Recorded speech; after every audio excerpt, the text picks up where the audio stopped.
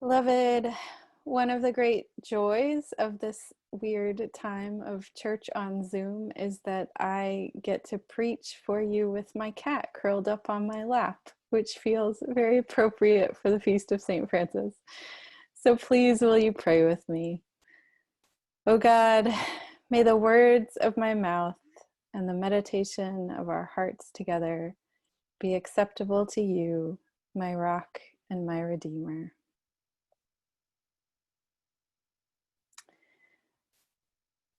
So, as we've mentioned multiple times at this point, today is the feast of St. Francis, the Italian saint who, as the legend goes, left his life of wealth and comfort to live in poverty and simplicity, close to those marginalized by society, close to the earth and to its creatures.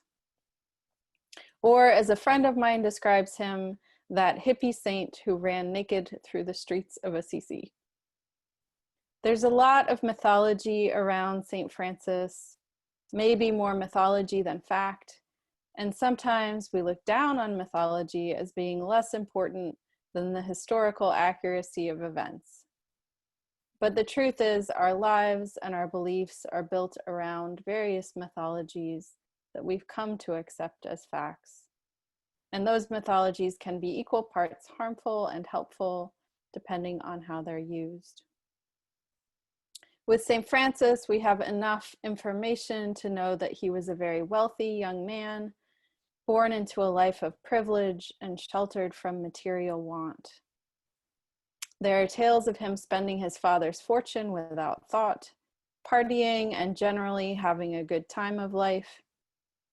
At some point, he became disillusioned with this, and over the course of a number of years and experiences, he embraced poverty, gave up his inheritance, and, to the chagrin of his family, went to live amongst the poorest members of society for the rest of his life, eventually founding the Franciscan order based on ideals of poverty and simplicity.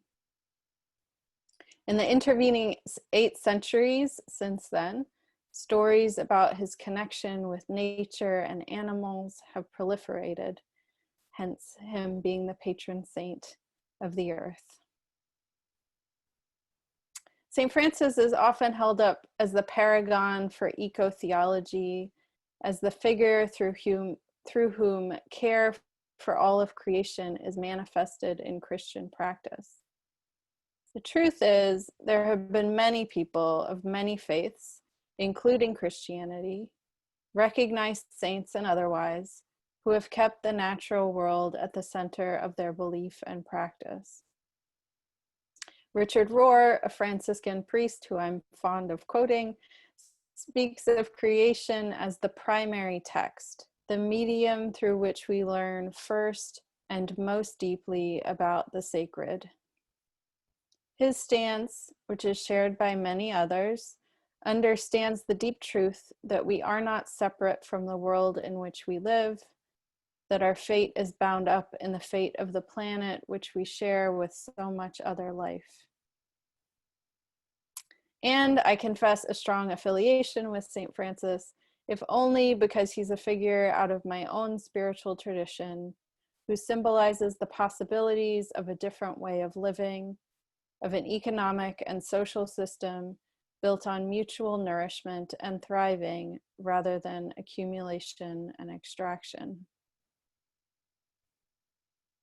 And yet, although we may embrace St. Francis and his spirituality, we do ourselves a great disservice if we do so without acknowledging the ways in which Christianity has embraced ideas and theologies which have been profoundly damaging to all creation.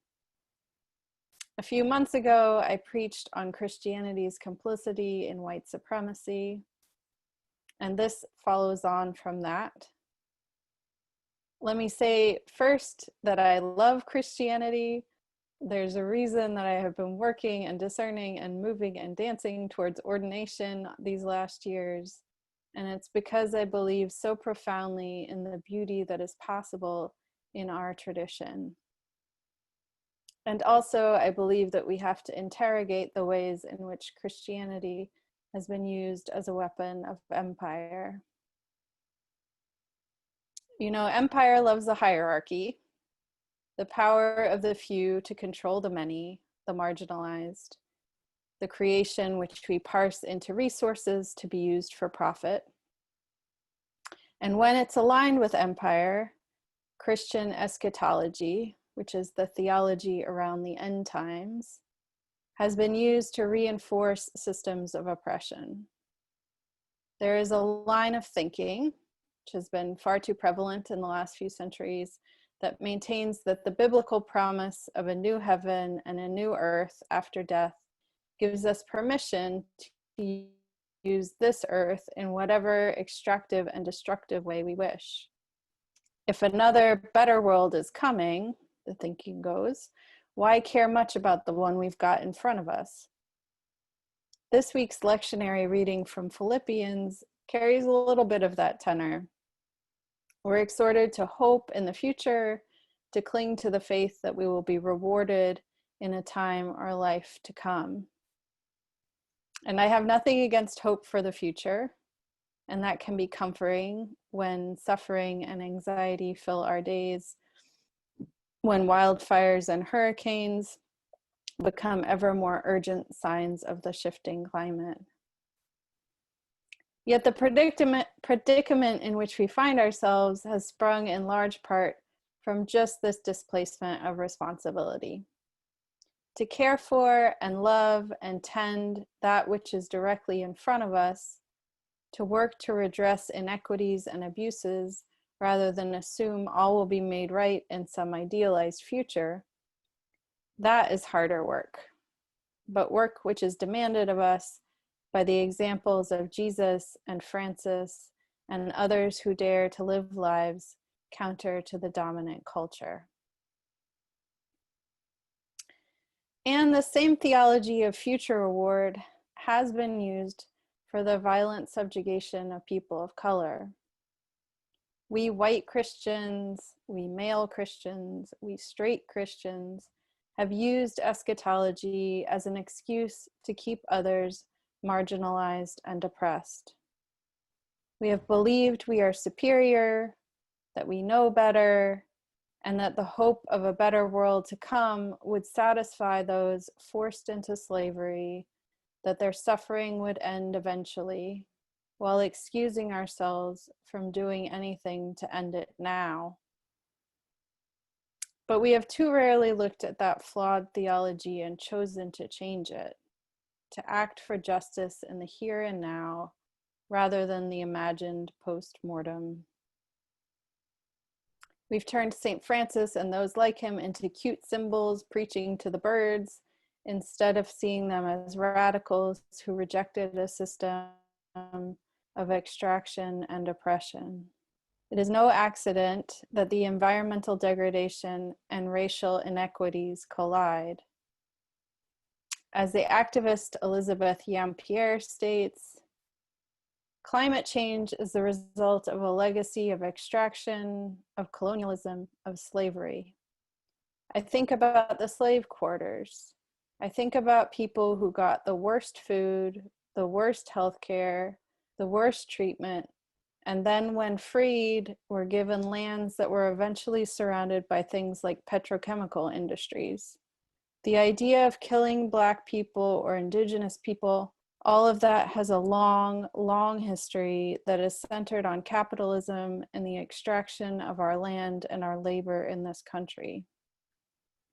With the arrival of slavery comes a repurposing of the land, chopping down of trees, disrupting water systems and other ecological systems that comes with supporting the effort to build a capitalist society and to provide resources for the privileged, using the bodies of Black people to facilitate that.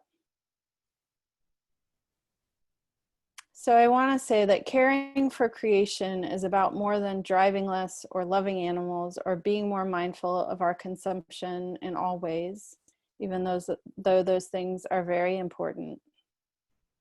We can't divorce the racial inequities in healthcare access and outcomes, about which Ben has preached so powerfully, from our desire to care for the earth.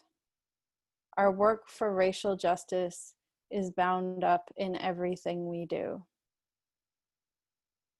When we consider the vastness of the degradation of the earth, of the profound injustice it reveals in communities of color, of the way that history of slavery and colonization is playing out in these challenges today, it feels really difficult to find joy in the midst of all this wretchedness. But I've been thinking a lot in these days about Mary Oliver's instructions for living a life, in which she says, pay attention, be astonished, and tell about it. I've been thinking through the course of these long days and weeks and months, through this long year that feels like an unending certainty and chaos, about those words.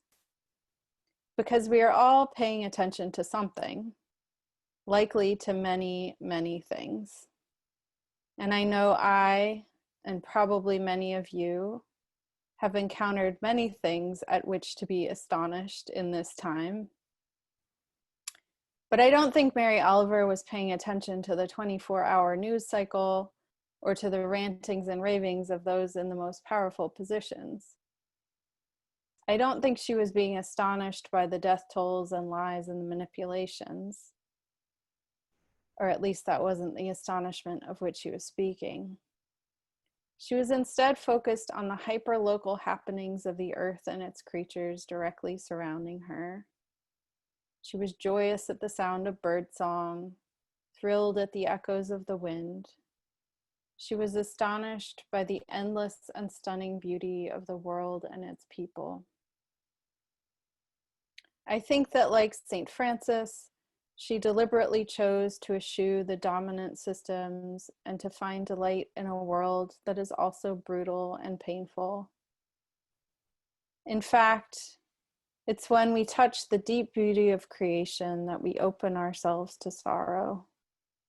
We can no longer numb away the pain of endless loss, no longer keep it at a distance. So here is a practice I offer you to try if you would like. Don't look away from the pain and the sorrow, but when it becomes too much, spend some time contemplating a tree or a leaf or a small patch of grass, the snuggles of a pet, the smile lines around someone's eyes. See what wonder and astonishment you can find there. Because wonder and joy and astonishment and deep love of creation, these are things that fuel our work for equity, for reparations, for justice, and for flourishing for all. This is the text of the sacred in our world. Amen.